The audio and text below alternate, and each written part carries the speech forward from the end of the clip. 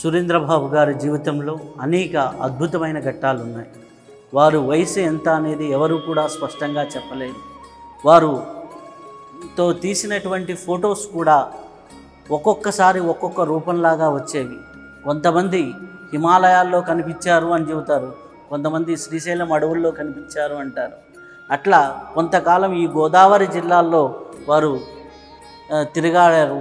వారు ఇక్కడ ఈ ప్రాంతంలో ఉన్నారు. చివరికి 2004లో వారు ఉండ్రాజవరంలో వారు సమాధి కావటం అనేది జరిగింది. ఆ ప్రదేశాన్ని మనకి వెనక భాగంలో మనం దర్శించుకుంటూ ఉన్నాం. చాలా అద్భుతమైన ప్రదేశం.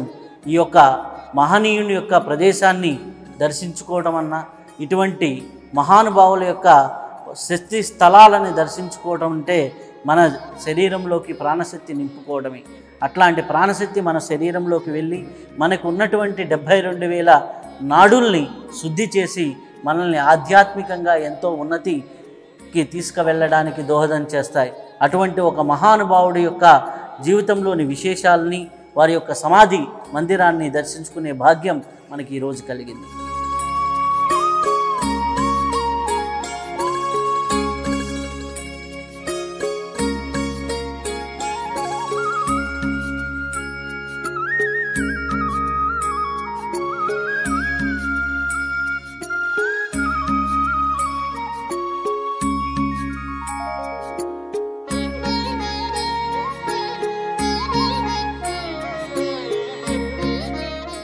వారి జీవితంలో తీసినటువంటి కొన్ని చిత్రాలని మనకి ఇక్కడ ఆలయంలో ఉన్నాయి.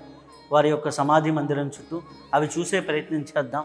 అవి ఒక్కొక్కసారి ఒక్కొక్క రూపాన్ని దాల్చి ఉన్నాయి. అవి చూసినప్పుడు చాలా ఆశ్చర్యం వేస్తూ ఉంటుంది.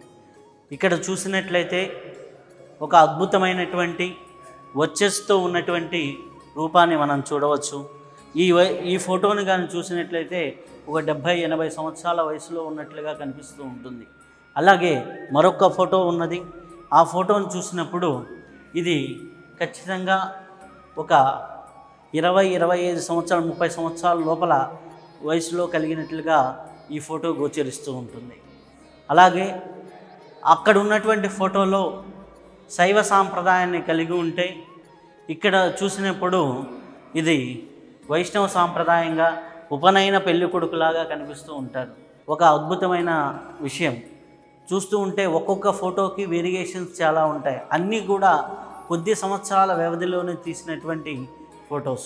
వీటన్నిటిలో కూడా రూపాలు మారుతూ ఉంటాయి, శరీర తత్వాలు మారుతూ ఉంటాయి.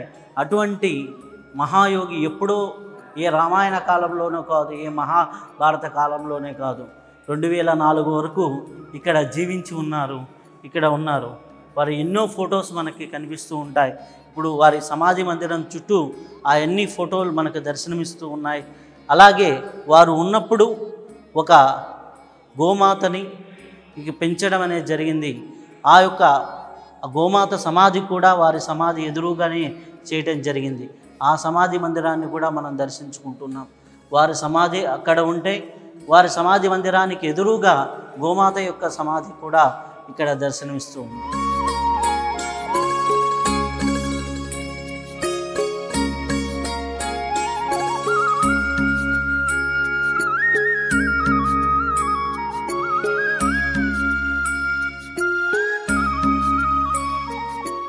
శ్రీ సుధీంద్రాయ పూజ్యాయ సత్ప్రేమామృతవర్షిణే జగన్మాతృస్వరూపాయ పితృపాదాయ తే నమః. నా పేరు రాణి గోపాలకృష్ణ. 1979లో స్టేట్ బ్యాంక్ ఆఫ్ హైదరాబాద్ బ్యాంకులో ఉద్యోగం చేస్తూ ట్రాన్స్ఫర్ అయ్యి తణుకు వచ్చాను. ఆ సందర్భంలో భరద్వాజ మాస్టర్ చెప్పగా సుధీంద్రబాబు గారి దర్శనం చేసుకున్నాను. వారిని చూసిన వేళ విశేషం ఏమో, వారు కనిపించిన మొదటి క్షణంలోనే నాన్న మనది జన్మజన్మల బంధం అన్నారు. ప్రేమని ఆప్యాయంగా అపారంగా పంచిపెట్టారు. ఇవాళ ఈరోజు ఇది ఒక అద్భుతమైన రోజు.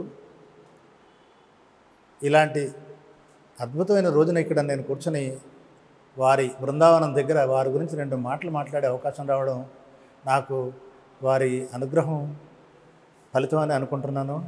వారి ఆశీస్సుల ఫలితం అనుకుంటున్నాను. బాబు అందరినీ కూడా స్నేహితులని పిలిచేవారు. ఎవరిని తను శిష్యులు, నా శిష్యులు అన్న మాట అనలేదు. నేను గురువుని అనే మాట కూడా అనలేదు. కేవలము ఆయన అందరికీ పంచిపెట్టింది ప్రేమ, నిస్వార్థమైన ప్రేమ. ఆ ప్రేమ అనుభవించిన వాళ్ళకే తెలుసు. దూరం నుంచి చూసిన వాళ్ళకి ఆయన అందలేదు. హృదయంలోంచి చూసిన వాళ్ళకి మాత్రం బాబుగారు చాలా దగ్గరగా అందారు. హృదయాన్ని చూశారు.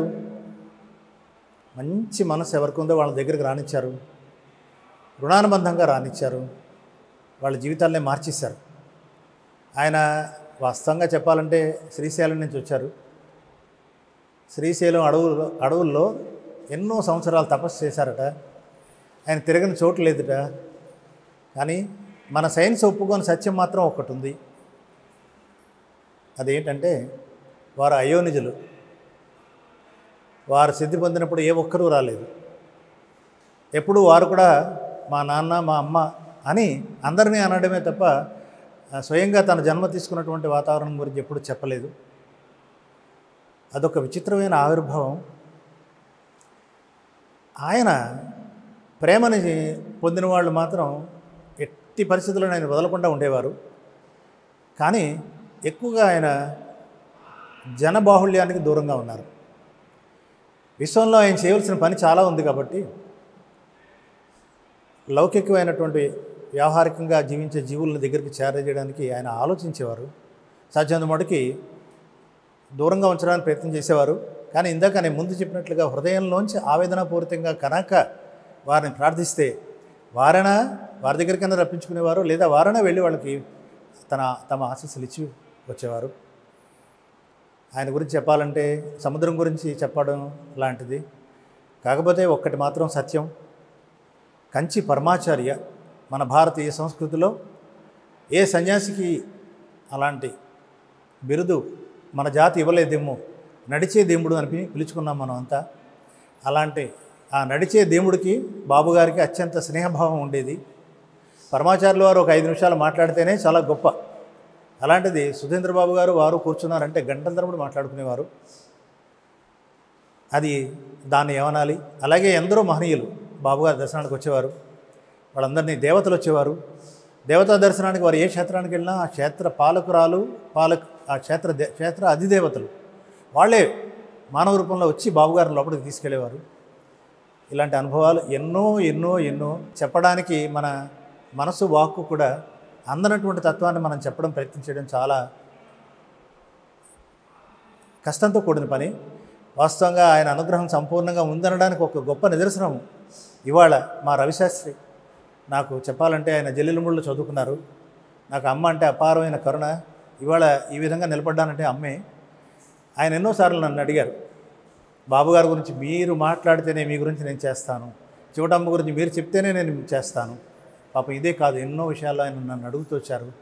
నేను ఏనాడు దాని విషయంలో నేను ఈ విధంగా మాట్లాడతాననే అవకాశాన్ని ఇవ్వలేదు. కానీ ఇవాళ నేను ఆయన నుంచి తప్పించుకోలేకపోయినాను. ఇది ఒక అదృష్టంగా భావిస్తున్నాను నేను. ఎందుకంటే చుట్టూ పండగ జరుగుతోంది, మహోత్సవం జరుగుతుంది. ఈ మహోత్సవంలో ఆయన్ని మొట్టమొదటిసారిగా ఇక్కడ నేను చూస్తున్నాను. ఈ 2 మాటల్లో చెప్పే అవకాశం ఆయన నాకు ఇచ్చినందుకు నేను ఆయనకి ఈ విధంగా నేను కృతజ్ఞతలు నా నాన్న సన్నిధానంలో చెప్పుకుంటున్నాను. వారికి మహాత్ముల ఆశీస్సులు పుష్కలంగా ఉన్నాయి. బాబుగారి సుధీంద్ర బాబు గారి ఆశీస్సులు కూడా వారికి జన్మ జన్మలుగా ఉండాలని మనస్ఫూర్తిగా కోరుకుంటూ స్వస్తి.